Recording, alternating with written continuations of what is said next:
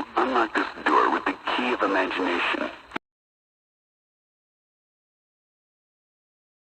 So one of the features I want on my pinball machine is easy access to volume control. I want to be able to, playing a game, be able to turn the volume up. But I want to be able to turn it back down. You see what I did there? In an old-fashioned machine, you had to open up the coin door. You had a sort of series of operator buttons. You could adjust the settings. Obviously, you couldn't do it on the fly, and only an operator could do it because they'd have the key. With a virtual pinball machine, there's a lot more options. Obviously, you've got software, which means you can adjust within a game different settings for the volume.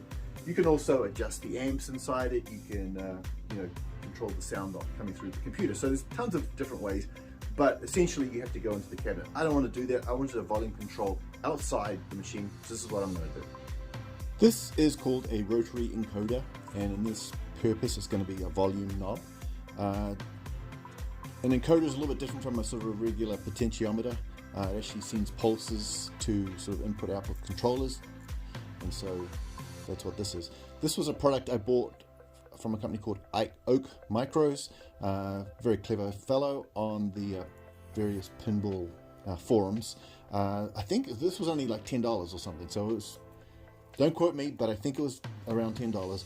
I'm not sure if he's still selling them. I know he it's a regular guy who makes and sells stuff, and I think he may have stopped, but you can check out his listing. So essentially what it is you can't obviously see it, but it's got little dot divots, or I can feel things sort of changing. There's also a push mechanism. There's 4 outputs.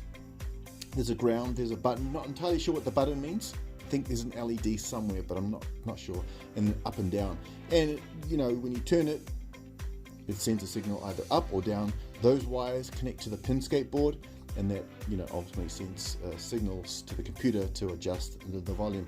I'm going to be installing this underneath my cabinet. I'll show you where in a sec.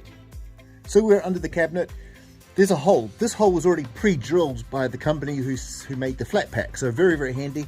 It's used traditionally for a button, maybe the power button. I'm not putting the power button there, I'm putting it over somewhere else.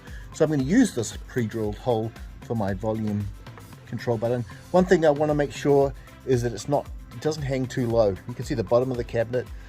There's a lip, so if I push it up high enough, it means it won't be too low. So if I ever have to transport the machine, it's not going to knock the knob off. So I just have to build some sort of little platform to make that sit there, and we should be good to go.